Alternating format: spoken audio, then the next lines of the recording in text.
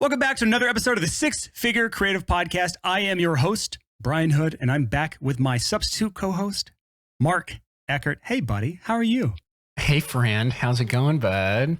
Good. I can't help but notice that your mic sounds better and you don't sound like an echoey piece of shit again. My AT4050, which is $700, is apparently making me a piece of shit. I did not mind it. You were being... I hated it. Dude, yeah, you were being really, really pretentious about the audio. Oh, yeah. I sent you the edited version and you're like, oh, God, that sounds like crap. Yeah, but it sounds way better to the audience if I look like the good guy and you're bullying me. Bully Brian. Anyways, I got a SM7B, so now I'm adorable again, sounding... You're lucky that we don't have that gear alert, although maybe we'll be bringing it back. Easter egg. Anyways, so I went to Guitar Center this morning because I didn't want to show up again with Brian being pretentious about my mic. So I showed up to Guitar Center. Firstly, their hours have changed. What the fuck? It used to be like 9. Now it's 10. I showed up at 10 and you would expect they're open at 10. They're going to open the doors at 10. Not at Guitar Center here in North Charlotte. They decide to open it at like 10:11. I had a consulting call like at 10:15, so I had to push that back. I felt terrible. But anyways, it took me a half hour to check out, and I was the only customer. There was nobody there. I was like, dude, I just want a mic and a headphone adapter. Took me a half hour, bro.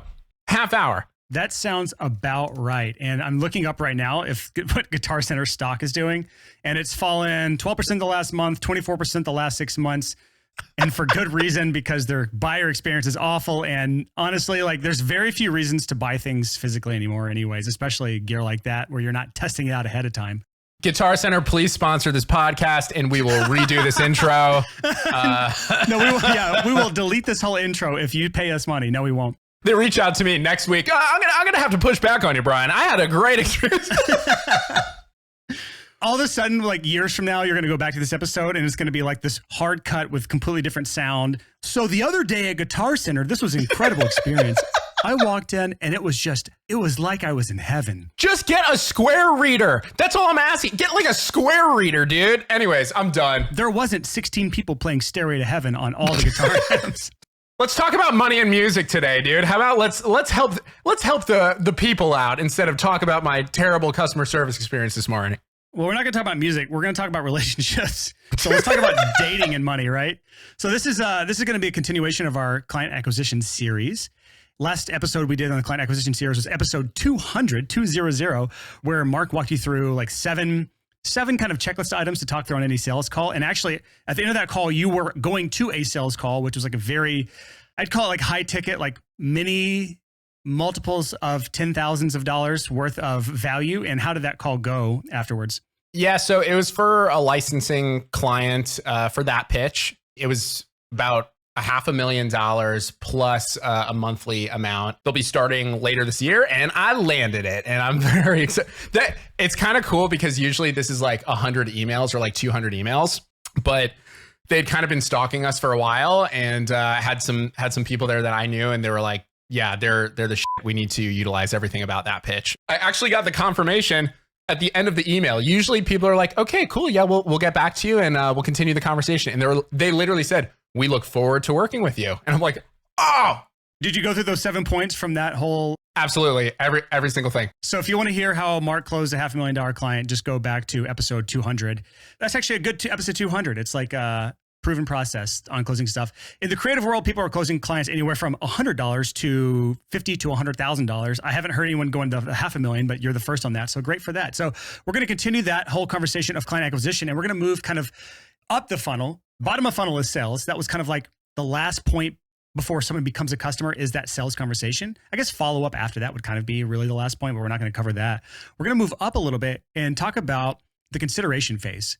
When someone is considering you for whatever it is you offer, for your service, for whatever outcome you're giving, when someone is considering you, what can you do to push that relationship forward? So many creatives make the mistake of just sitting passively on the sidelines, waiting for that person to come to them.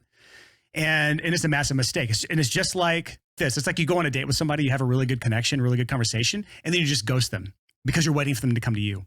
And sometimes it's because you're immature and you're playing mind games and you're like, I will never text first.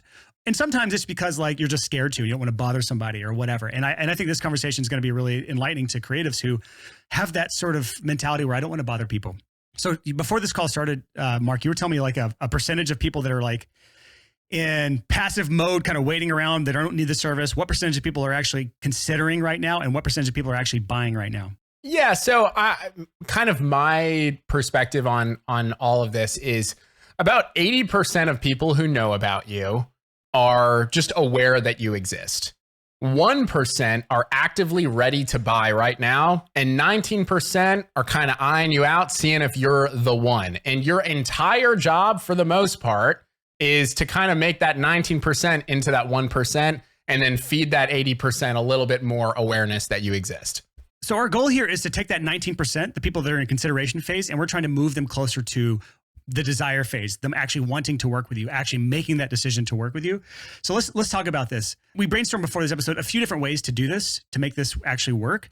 But I think the whole theme is this: you're leading the buyer. You're not expecting them to take all these steps. You're actually leading them.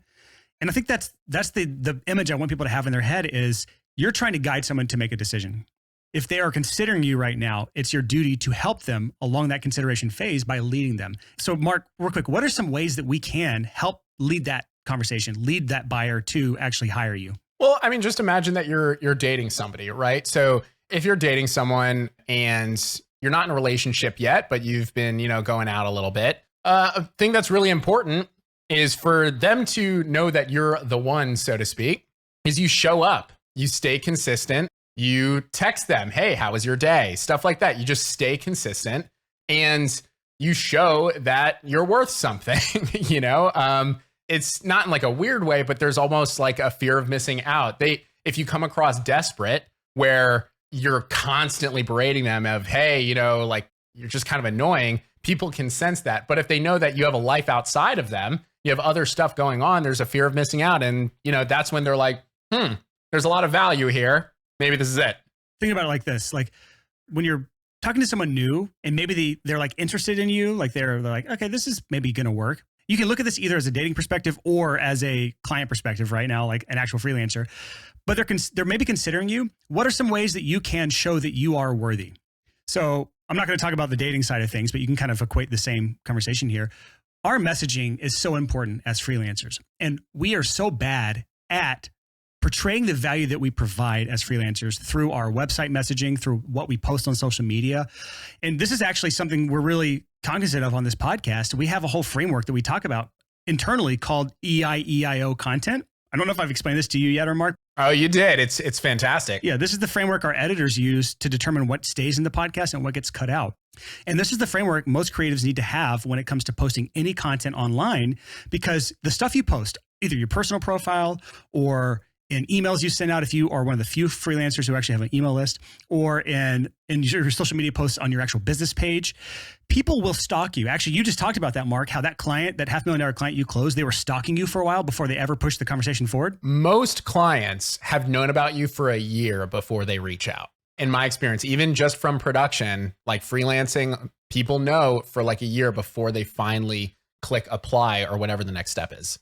You probably need to do an EIEIO audit. So for anyone who doesn't know, the old McDonald had a farm, EIEIO, easy to remember, but I'm going to go through that framework really quick because I want you to filter everything you post or anything you send your clients or anything that's public facing through this, because this is incredibly important. So the EIEI is the framework and the O is the filter. So E stands for entertaining. So like you want to be entertaining. You don't want to just be boring, dry, and drab. You don't have to be like a complete lunatic like Mark. And he's like off the wall entertaining, but like that's also his brand. But you can be entertaining in your own way, whether you're posting content that's entertaining to people, sharing stuff that's entertaining to your ideal clients. That's the first E. I is interesting. And that's kind of a subset of entertaining, but just being interesting to people, posting stuff that's interesting to your ideal clients. The second E is educational, which is just talking about if you are the expert at something, you're going to build trust. So if you're educating, you're building trust with people. And that helps so much with helping people feel comfortable hiring you. Because if you are not showing your expertise, then why would they hire you? So talking through some of the projects you've worked on, some of the things you've done, showing that you are the expert. Education is a huge part of that. And then the final part of the content is the final I, and that is inspiring. Being inspirational. If you can share content that's inspirational to your ideal client, that can help them move past roadblocks or things that are holding them back from hiring you or moving forward. So think about all of those things, right? Then we have to look at that through the lens of the O, which is being on brand. On our podcast, especially back when we were the Six-Figure Creative, there were so many things we could have talked about that were just not on brand for the podcast that would have been entertaining or interesting. We could have talked about gear. We could have talked about plugin settings. We could have talked about so many things that don't ultimately matter for running your recording studio business. So all of those things, although they fit in the EIEI part of the framework, they are filtered out because of the O. They're not on brand. So think through that when you're posting that long political rant that might be interesting. It might be even entertaining, but it is so far off brand from your business that all you're doing is repelling your ideal clients. And again, sometimes I'm for taking kind of a polarizing stance on something, but it has to be on brand for what you do and what you stand for. And it can't just be your opinions that are in no way related to your ideal client. I have to, bringing this back to dating, entertaining, you're funny, right? Expertise, you have your shit together. On brand, you're their type. It's all the same shit. Like there isn't really much. He's a nice Jewish boy. He's got a nice mother, got a nice father. He's well-traveled, makes a lot of money. Please date my son. For anyone new, Mark is Jewish. He's allowed to do that. I'm absolutely allowed to mock my mother because I've been quoting her for now 28 years and it's served me well. I just didn't want to get any messages from people saying like, this podcast, 1 star, this podcast is... No, I don't think any person who's not Jewish could do that great of an impression of a Jewish mother. But yeah, I think kind of going back, as I said, is whether it's like marketing or like a marketing funnel or it's being in a relationship, it's building trust and proving to somebody over a long period of time or enough time that they are a right fit and they're not taking a risk by being with you. You brought up using time. I think that's a good time to talk about using time as a tool. So many people are looking for instant results where we just want to post something on social media. We get a like, we get a follow, we get a message saying, hey, can I hire you?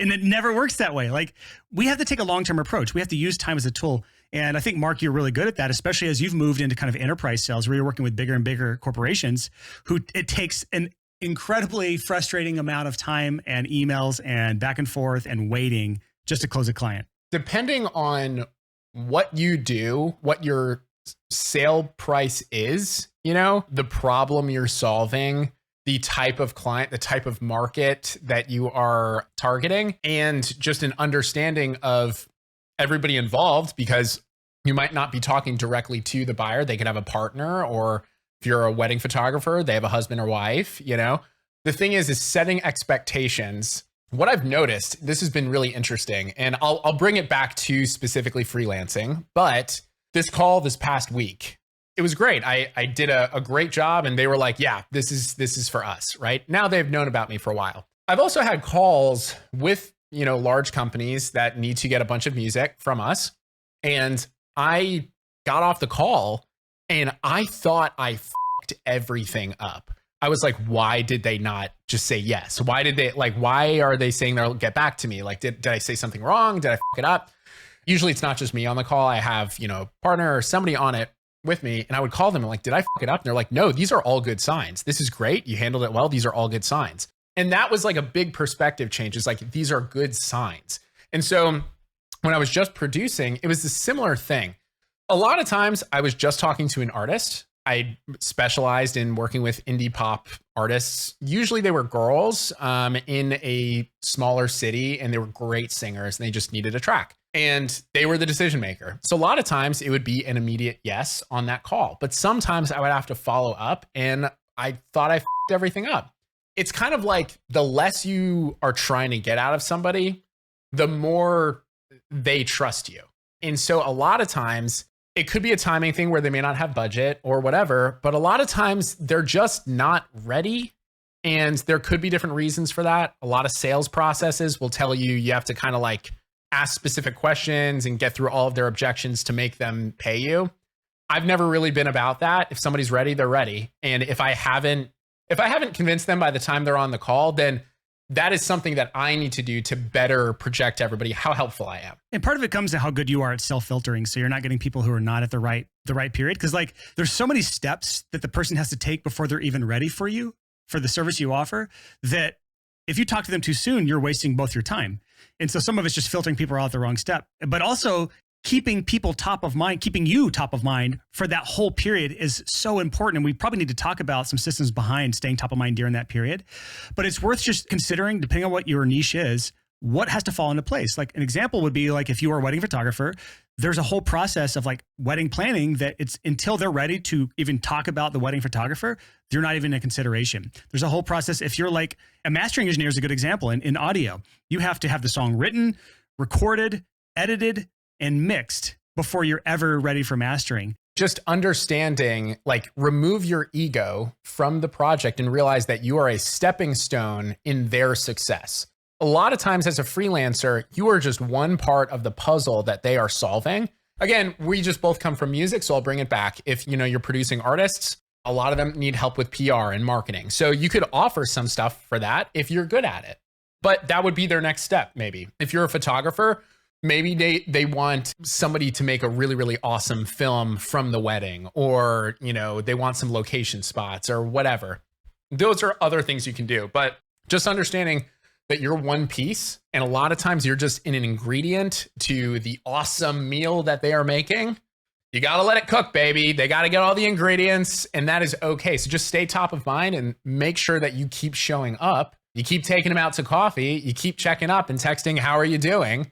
Hey, here's something I found that I think could be really helpful for you. Anyways, hope you're having a great day. As long as you just keep top of mind, people will reach back out. And there's two different top of mind methods that I want to talk about. A manual method, more when you are working at a lower volume at a higher price, where like, Mark, you're not going to send like email marketing stuff to this person you just had a sales call with for a $500,000 project. You're not going to send automated emails for that. You're going to manually follow up with that throughout the next few months until they have given you their hard-earned dollars and they're officially one of your clients. I'm assuming, maybe I'm wrong. Maybe you have them on a mailing list as well. No, they'd kill me. Yeah, of course. They'll have private emails, dude. Like they don't want to be bothered. You're on the extreme side of like very high ticket, very low volume in enterprise sales. But some freelancers are like, they're doing $100, $200, $300, $400, maybe $500 projects. And they're just churning those things out quickly. Headshots are those types of things. And doing mastering is actually that same kind of business model in music. Every freelance industry has that. So like logo design can be that in some industries as well.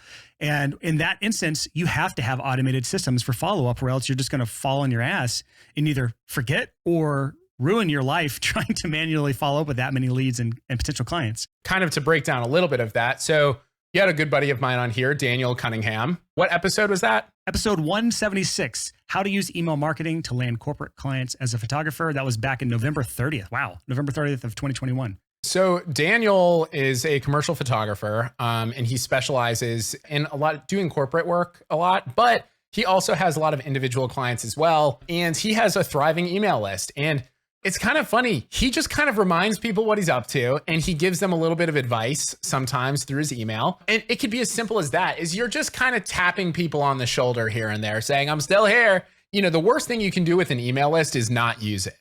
This goes for followers on Instagram too. I think a lot of people are arguing Facebook's dying, TikTok's exploding, all this stuff. At the end of the day, if you have somebody's email, no matter where they end up on the internet, you can say hello. Now, with that said, there's a lot more friction for somebody to get on your email list, right? If somebody follows you on Instagram, they're giving you a little love tap. Hey, I like what you're doing. And so you even just posting that you're active, if you're a photographer and let's say they're not on your email list, let's say you don't have any direct contact, but you somehow had a conversation or whatever, just showing that you're active and you're working on other projects. It's kind of like one of those things where if you're dating, it's like showing somebody you're not desperate. It's like, hey, I got hobbies outside of you. I play disc golf. I love croquet. I don't need you. And they're like, oh my God, I love you. It's showing that like you don't need them, and that makes you higher value. Other people are stating that you're worth something. Yeah. And if you don't have things to post, it's time to check yourself. And like, this was the come to Jesus moment I had in 2011 when I was like living in Alabama, sad and alone. I was like, this is the thing I actually did. I was like listing out all the things I would want to have in an ideal companion. And then I looked at those things and said, am I the person that this person would be attracted to? And the answer was absolutely no. I am not the person that person wanted to be with. And so like I had to change a lot about myself. And that's when I got into a fitness journey. That's when I got into a self-improvement journey. That's when I moved to Nashville from butthole, Alabama. Probably not a real place. And I started the journey of making myself a better person, something that was more interesting, more educated, more inspired, like someone that has value to add to somebody. And it's the same in your business. You have to take that step, take that journey on being a more valuable, more interesting, more inspiring person to be around. Yeah. And like, you'll see this kind of with everybody who's worth a shit over a long period of time is, everybody has a different, for me, for example, I had a come to Moses moment. Anyway, I'm so sorry. I had to. Anyways, I had a similar thing. I was down on my luck, went through a terrible breakup. I was broke, living with my parents. And I was like, this is the kind of life that I want, business I kind of want, success in music that I want, relationship that I want. These are all the things that these people would want out of me. I am eating a bunch of bullshit food. I don't work out. I'm sitting on the couch and crying every day. All right, I should pick up some books, find some people I look up to, and start getting my shit together. It's the same thing in your business. So the reason we're talking about this and the reason this is so important is because those numbers you said earlier in this episode, Mark, there's like 19% of people are in consideration phase. That means that like 80% of people are not even considering to work with you right now, which means like if you have 1,000 followers, that means 800 of those people are not interested or doesn't care about what you're offering. If you have 1,000 people on your email list, 800 of them are not even remotely ready for the service that you have to offer. So staying top of mind is the way you turn that whole list of 800 people or 800 followers. You stay top of mind until they become that 20% that gets into consideration. And maybe they become one of the 1% that actually hire you. Email list is a huge part of that for me. Email list is a huge part of that for one of your businesses, or maybe a couple of them. But social media is also another place. And this is the area I sadly neglect, I think, because I don't think it's totally necessary. But for some people, social media is your only way of staying top of mind, one to many. For me, all of it is very, very important. Here's the thing is like, there's 80-20 rules, stuff like that. And I understand that. I understand, the entire concept. The fact of the matter is I have different types of people that we work with. For that pitch, it's producers. Where are they? They're on Instagram. I have people that are clients of that pitch that license music. Where are they? They're on LinkedIn or email, and I get an invite through a Zoom call, and then they give me their WhatsApp. The whole thing is that, in my opinion, if you don't meet your ideal client where they want to be met at, don't expect them to show up where you want to show up. At the end of the day, let them decide where they want to get coffee. Don't say, hey, I want you to drive a half hour to come to me. It's like, no, I'll make it so easy for you. Don't even worry about it. Just walk out wherever the closest place that has coffee. I'll show up. Don't even worry about it. And I think that's the main thing is like, that's why social media is really important to us. It's why email is really important to us. It's why spending literally 5 hours on a very thorough email back to somebody stating all of their things that they had questions about and proofreading it and sending it off to people that I look up to and say, hey, is this appropriate? It's because no matter who you're working with, respect the shit out of them. It all comes down to respect for me is like, if somebody's going to give me $1, the amount of trust they have put into me, holy shit, I'm not going to break that trust. Like that means everything to me. So what's a good frequency or cadence for staying top of mind? Because so many people are like, I don't want to bother them. I don't want to be a nuisance. Yeah, it depends. Like, what are you sending them? I think if it's quality stuff that helps them and is helpful, you can send as much as you want. Yeah, someone sent me something to look over. He was asking about like how to follow up with a client of his or a potential client of his. And I saw the initial email he sent out to that person and was like, oh, I cringed because it was so much like me, so much take, and no give. I'm like, there is no way to follow up to that. There's no way to follow up when you're being something that's not a go-giver. I kind of want to break this down because there's two things. If it's not helping them, don't even bother. I can't just say, hey, just checking in. That. Nobody owes you shit, and like, stop saying you're checking in. It's creepy. It's like texting at 3 a.m. and it's like, why didn't you text me back today? Oh God, I saw that you read that. Why didn't you reply? Yeah, don't be the double texter. Well, I've double emailed, but it's because like they told me, they prefaced that they had like a bunch of shit going on in a month and a half and they just like barely got back to me. That's fine. But yeah, I think another thing is, this is something that so I go to therapy every single week. I think honestly, if you're in business for yourself, I think you should be able to talk to somebody. Wow, dude, you're so weak that you have to go to therapy. My gosh. Let's cancel Brian. No. That's the mindset that people have that need therapy the most, that we should be talking about that for sure. So I'm glad that you are open about that. I've gone to therapy since high school, bro. Like, I just consider it's just armor. That's how I look at it. It's armor for whatever the hell is going on in life. Anyways, he has always kind of helped me on understanding that a lot of the stuff that I might be concerned about are generally kind of just like delusions. Like, it's like you're just worrying to worry because you've had crazy times in the industry before. And yeah, there were times early on in your career where you were really worried about rent. You could catastrophize of like, oh my God, if I can't pay my rent, like what, we both had like experiences like holy shit moments.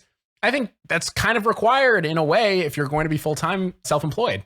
Everybody's going to have, for the most part, a holy shit moment. If you experience that and you see, little signs that may have related as a similarity, you might be like, oh my God, maybe this is going to fuck everything up. And then I kind of just have to be reminded this is not an issue. So if you're overthinking following up with somebody and just asking how they're doing or whatever, a lot of times if you're scared about it, it's kind of like a delusion. You're probably not annoying. Yeah, you're projecting your insecurities on that other person who probably hasn't thought twice of you, if I'm being honest, which is kind of a scary thought. It's like, it goes back to that Grant Cardone quote where it's like, I'd rather be annoying than absolutely unknown. The underlying thing that's been really helpful for me is, in a way, it's kind of selfish if you don't reach out. Money is just an exchange of value. So by you getting paid for something, it means you're helping somebody. So if they have reached out and they have said they may or may not need your help, and you, from your insecurities, are not reaching out to them, you are doing them an injustice because you could really help them. So for me posting on Instagram, I post every single day. I've been doing it for about a month now, and it's been really awesome. I'm just showing up, right? Taking everyone out to coffee every single day. That's how I view it. Well, 99% of people love the coffee. It's great. And then one person is like, I fucking hate coffee. I'm only a tea guy. Heathen, absolute heathen, terrible human being. Right. Not everybody likes coffee. We don't like them either. It's fine. But the idea that I always have, as long as one person likes it, as long as one person got value from this, I have done my job. I have helped somebody today. Because I'm not posting about, look at all the things I've accomplished, but I just post advice. That's it. And things that I've learned, and I hope it helps you too. That's it. Just come from a place of you're helping and you're not trying to get something. Yeah. And I think the reason you can do that and the reason you are doing that is you are going back to using time as a tool. You are staying top of mind, adding value, little chunks at a time, and it won't be for everybody, but as long as a few people at a time gain value from you, eventually you hit them at the right time where they're ready to actually hire you or pay you or join your thing or book a sales call or whatever it is that you want from them. I forgot where I heard this, but it was really good. It's healthy businesses harvest from the seeds they plant. Healthy businesses never hunt. You should never be hunting. You should only be harvesting. You should never be hunting. If you ever find yourself hunting, there is a genuine problem with your business. And I get it. It just seems more straightforward and easy to just say like, I want a client right now. So I'm going to go out and I'm going to send 50 cold emails and I'm going to bother 50 poor people to pay me my hard-earned dollars. And then if I send 50 emails and 10 reply to me and 5 get on a call, I'm going to close 2 of them. Like, they think that's how it's going to be. And it's, in some cases, it can be that case. When Anthony Craparata on episode 152, he talked about cold emailing as his main strategy, and he's crushing it. But in most cases, you're not Anthony Craparata. Yes, but I would actually like to push back on that because you have to look at the size of your market. So if you are doing cold outreach for an immediate sale in the accounting industry, there are millions and millions and millions and millions of accountants. Okay. If you're in the music industry, it's much smaller and everybody knows each other. So you have a window, in my opinion, of how many people you can make a first impression on in a given time period for people to not put your name around. So the thing is that the smaller and more interconnected, networked the industry is, in my opinion, the more tasteful you should be about it for cold outreach. Well, also, Anthony's in a bluer market, like in a bluer ocean, meaning like it's a lot less crowded, it's a lot less bloody, it's not a red ocean yet. And so he can simply let people know that he exists and his offer exists. And it's enough for them to say, oh, I'm interested in that. That might be cool, and reply and start a conversation with him. So I guess you could kind of say it's almost like a hybrid of planting seeds and hunting. But as creatives, like most people are in a pretty competitive industry and they're competing with a lot of different people. So the way to stand out is like, don't worry about going for the immediate kill. Instead, put crops down and nurture them over a long period of time, water them, care for them, prune them sometimes. And then only when it's time, harvest the fruit. Don't kill the plant. This is kind of, I'm not going to get too off subject, but I think this is just like a good mental model that I've always had within my career is invest in things. Don't be a speculator. And so I know that's really theoretical, so I'll bring it down. So we're going to talk about your Bitcoin mining rig now or what? Bitcoin. Anybody reach out to me, I will argue you to the death. It's dumb. Anyways, but I'm glad you're anti crypto as well. That's fun. We're going to have more hate from that single comment than all hate from the last 3 years of this podcast combined. Please DM me. I would relish in your hate. Please. It's dumb. But the thing is that honestly, investing is pretty boring. You want it to be boring. It should not be this hype thing. Value giving is pretty boring, right? I want an oil change. I go to a place that gives me an oil change. I will have a car years from now. They will continue to give me an oil change. Maybe it's not a good idea because things are going to electric. So maybe I'll think about electric. But these are all boring things. But they're explainable, right? People will continue to sleep. So mattresses are good. Just things that people use. The reason I kind of bring this up is you yourself are going to be the best investment that you have over a long period of time. You are an asset that gives value. If you trick people into thinking that you are a Bitcoin of I'm going to put in $1 and I'm going to make a shitload back and I'm going to be set forever, and you can't deliver, now you are that person. But if you are a boring ass grocery store, everybody's going to continue to buy food. People are not going to find you crazy sexy, but they know that you're reliable and they will show up day and day to get their groceries. So what you want to do is that any leads that you have, anybody you are introducing yourself to, just make sure that it's just very no bullshit. It's good quality stuff long term. Don't try to pressure somebody into a big sale just for it not to work out.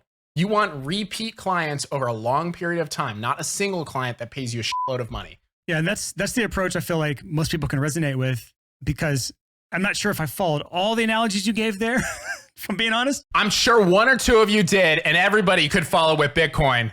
Yeah, I get the gist of it, but I like the idea of boring. And some people like push back against that, but boring is sexy, man. Like if you have something that is boring, that means you have stability in your life. Again, I'm not telling everyone to be boring, but I like the idea of boredom because that means you are doing something consistent, you're showing up. And honestly, like relationships can be boring sometimes because there's consistency, but you're showing up every day. You're doing what you're supposed to do. You're doing your chores. You're doing the small things for the person that you love and care for over a long period of time, because that's what relationships do. And there's exciting moments and it leads to fulfillment. And there's a lot of good things that come from that. And if we take that to our relationships as freelancers, if we take that to our clients and we look at over the horizon, the long period of time, instead of just the here and now, we're going to be so much healthier because we'll have a bountiful harvest way down the line. And just think about that. Use time as a tool.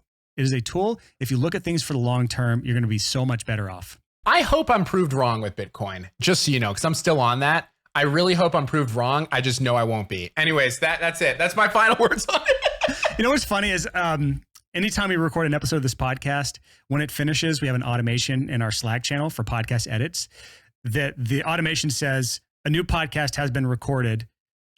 Click up. By the way, Bitcoin will crash in 2022. That's been there since like the end of 2021. That was my prediction, and it has actually somewhat happened. I don't know how low it'll go. I actually just saw something from Warren Buffett. He said, the only way for me to make money on Bitcoin is if I sell it back to you. It doesn't do anything. And Charlie Munger was like, yeah, it's literally a scam. I respect the shit out of both of them, and I think everybody should. You know what's funny is it reminds me of the dot-com bubble when everyone was in just dumping money into dot-com companies. If you have the word .com after your name, you were like worth 100 times more than any other company. And it was just ridiculous. And Warren Buffett never jumped on that train. He never invested in .com companies back then. And people were like, has Warren Buffett lost his touch? Is he just an out of touch old man? I feel like it's the exact same scenario around Bitcoin. It's like, Obviously, there are .com companies today, but it just looks so much different than they did back in 2000. The thing is, I'm not talking like the idea of blockchain. There is some value there, right? Like my buddy has a company called BeatDap, and they audit Spotify and DSPs in real time for labels, and they use blockchain to do that. Basically, they just see how much labels are getting by streaming platforms, and then they report it, and then they get money for them. You can't do that without blockchain. So that's really cool. I don't really know of another use case where this is useful. I mean, there are, like I've seen, there's like blockchains for real estate. There's like, I'm not knocking the technology. I'm just knocking the hype around crypto. Yeah. I think as soon as somebody's mom starts investing in blockchain, I think this has gone too far. No offense to moms. Love moms. It's funny, like back when the Bitcoin craze happened where it hit 17,000 or 20,000 the first time, like in 2017, everyone was talking about it. Every neckbeard on my Facebook newsfeed was talking about it or Instagram. And I stayed so far away from it. And then when it crashed to like 3,000, no one was talking about it. That's when I actually bought some up. And it's like 10x since I bought it. There you go. And that's our Bitcoin aftersode, right? I like that term, aftersode. Now here's the final question. How low will it go? I don't know. Eventually 0. Well, maybe 5K, maybe. But like, I think it's at some point. What about the whole argument that the US dollar is backed by basically nothing anyways, so it's all fiat currency. And then they can also create it whenever they want. With Bitcoin, at least you can't create that whenever you want. Okay, so can I explain NFTs? It's based on that argument. We've had an episode about NFTs, yeah. Yeah, so the thing is, I'm in copyright and publishing, like that industry. 190 something countries understand copyright and publishing. NFTs, the idea is that you can prove that something was owned by somebody. Well, that's great, but the amount of friction that any country would have to adapt using an NFT as jurisdiction for ownership and original idea, as opposed to copyright. I mean, you're basically saying that patents for pharmaceuticals, it has to have an NFT. All I'm going to say is like, rip your inbox. Like so many people, actually, Mark, the reality like you're going to have so many actuallys hit you up about this and it's going to be fun. So good luck with that. You can also delete part of this. I don't care. No, I'm not deleting any of it. This is just going to be thrown at the end of the episode and people can argue with you. I would love to be proven wrong. And I'm all about people making more money from music, from graphic design, from everything. Like I'm all about that. I don't see NFTs in this iteration being the play. I think it's going to be a future thing potentially, but I think Web3 is just going to be gaming, porn, casinos. That's going to be it. And fintech. I think people are going to take off their goggles and realize, oh my God, I need to eat. And oh my God, I want to be in a real relationship. I think people should invest in my ICO. Let me explain how it's going to work. Really, here's how it works. You can't lose out money. You invest into my coin. I don't know what's going to be called yet. Hood coin. I'll pay out 10% a year for the rest of your life until I stop getting people to pay me. It's a pyramid scheme. It's a Ponzi scheme. That's what I'm creating for you guys. Wait a second. It's a Ponzi scheme? No. Hood coin. Get it today. Coins are a Ponzi? No way. You're telling me that people get paid from the people that are investing into it and it doesn't provide any value to anybody? Wait a second. I'm going to get so much hate for that. I'm literally going to be cut as co-host. James is going to say, get the fuck out of here. Get rid of that guy. James is big into crypto. It's going to it's not happening. I'm just fucking with you. He's not. He's big into airplanes and pilots. Airplanes are dope. People will continue to fly places.